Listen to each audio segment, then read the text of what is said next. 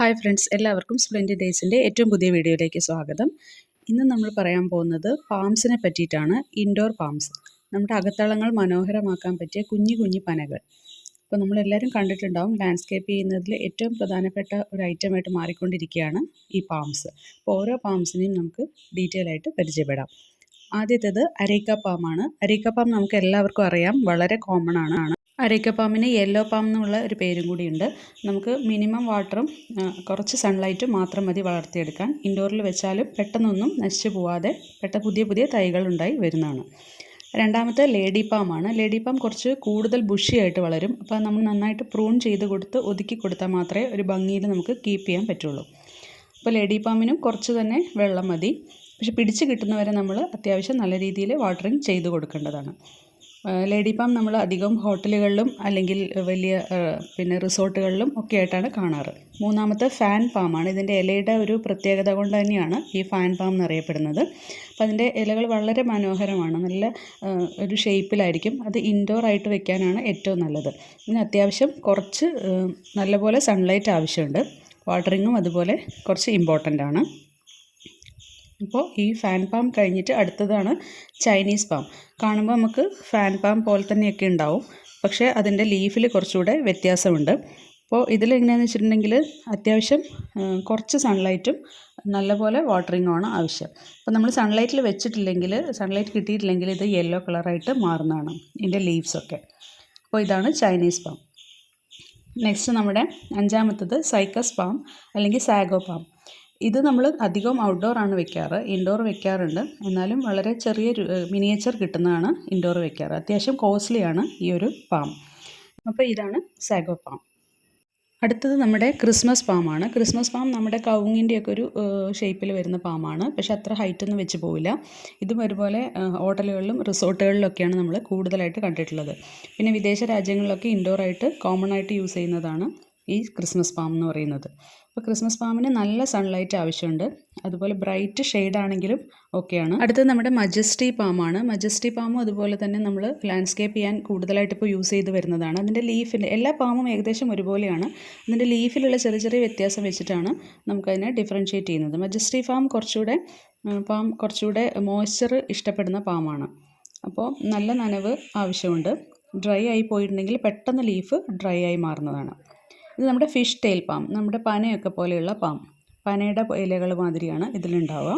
അപ്പോൾ ഇതത്ര കോമൺ ആയിട്ട് നമ്മുടെ ഇൻഡോറുകളിൽ കാണാറില്ല, കാരണം ബുഷിയായിട്ട് പോകുന്നതുകൊണ്ടായിരിക്കും ഒരുപക്ഷെ ഇതാരും അത്ര പ്രിഫർ ചെയ്യാത്തത്. ഈ പാമും, അതായത് ഫിഷ് ടെയിൽ പാമും കുറച്ച് വാട്ടർ മാത്രം ഇഷ്ടപ്പെടുന്ന പാമാണ്. നല്ല സൺലൈറ്റ് ആവശ്യമുണ്ട്. ഒൻപതാമത്തത് പാർലർ പാമാണ്. പാർലർ പാം കുറച്ചും കൂടി ഫ്രണ്ട്ലിയാണ്, നമുക്ക് ഇൻഡോറായിട്ട് കീപ്പ് ചെയ്യാൻ. കുറച്ച് ചെറിയ സൈസുമാണ്. അപ്പോൾ നമുക്ക് ഷോപ്പുകളിലും അല്ലെങ്കിൽ വീടുകളിലൊക്കെ തന്നെ വളർത്തിയെടുക്കാൻ കുറച്ചുകൂടെ ഫ്രണ്ട്ലി ആയിട്ടുള്ളൊരു പാമാണ്. അതിൻ്റെ ലീഫ് നന്നായിട്ട് നമ്മൾ അറേഞ്ച് ചെയ്ത് വെക്കുകയാണെങ്കിൽ നല്ല ഭംഗിയിൽ കിട്ടും, ആവശ്യത്തിനുള്ള പ്രൂണിംഗ് ഒക്കെ ചെയ്തിട്ട്. അപ്പോൾ ഇതാണ് നമ്മുടെ പാർലർ പാം. നെക്സ്റ്റ് നമ്മുടെ റെഡ് പാമാണ്. അതെല്ലാവർക്കും അറിയുന്നുണ്ടാവും. റെഡ് പാം ഭയങ്കര കോമൺ ആണ്. നമ്മുടെ വീടുകളിലൊക്കെ തന്നെ വലിയ ഗാർഡൻ ഉള്ളവർക്കൊക്കെ വെച്ച് നന്നായിട്ട് പിടിപ്പിച്ച് വളർത്തി കണ്ടുവരുന്നിട്ടുണ്ട്. ഈ റെഡ് പാമ്പിൻ്റെ ഏറ്റവും പ്രത്യേകത അതിൻ്റെ ആ ഒരു സ്റ്റെമ്മിനുള്ള റെഡ് കളറാണ്. അപ്പോൾ അത് വലുതാവും തോറുമാണ് ആ റെഡ് കളർ കൂടുതലായിട്ട് കണ്ടുവരുന്നത്. നെക്സ്റ്റ് നമ്മുടെ കേളി പാം അല്ലെങ്കിൽ പോണിറ്റെയിൽ പാം.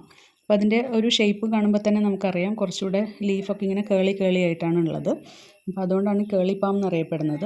കേളിപ്പാം എപ്പോഴും നമ്മൾ മിനിയേച്ചറായിട്ട് കീപ്പ് ചെയ്യുന്നതാണ് നല്ലത്. ഹൈറ്റ് വയ്ക്കുമ്പോൾ ഈ ഒരു ഭംഗി നമുക്ക് കിട്ടാറില്ല. അപ്പോൾ കേളിപ്പാമും നമ്മുടെ ഇവിടെ അത്ര കോമൺ ആയിട്ട് കണ്ടിട്ടില്ല.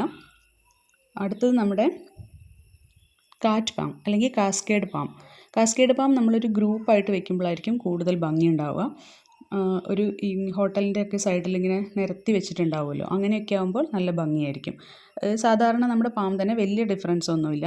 ഒരുമിച്ച് നിൽക്കുമ്പോൾ അതിൻ്റെ ലീഫൊക്കെ കൂടി കാണാനൊരു പ്രത്യേക ഭംഗിയാണ്. ചെറിയ ഓല പോലെയാണ് ഉണ്ടാവുക.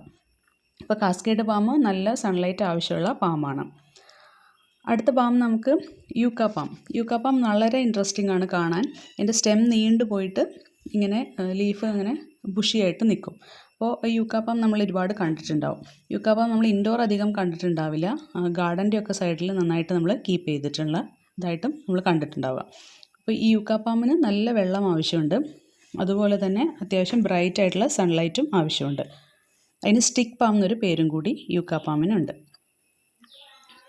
അടുത്തത് കെൻറ്റിയ അല്ലെങ്കിൽ സെൻട്രി പാം. സെൻട്രി പാം ശരിക്കും നമ്മുടെ കവുങ്ങിൻ്റെ ഇല പോലെ തന്നെയാണ് ഇരിക്കുന്നത്. അത് കുറച്ചുകൂടെ ചെറുതാണെന്നുള്ള പോലെ തന്നെ ഉണ്ടാവും. അപ്പോൾ സെൻട്രി പാമ്പിൽ പ്രത്യേകിച്ച് കെയർ ഒന്നും ആവശ്യമില്ല, സാധാരണ പാമ്പിനുള്ള പോലെ തന്നെയാണ്. പിന്നെ എല്ലാ പാമ്പിനും ഏറ്റവും നല്ല ഫെർട്ടിലൈസർ എന്ന് പറയുന്നത് എല്ലുപൊടിയാണ്. എല്ലുപൊടി പിന്നെ നമ്മുടെ ചാണകപ്പൊടിയും നല്ലത് തന്നെയാണ്.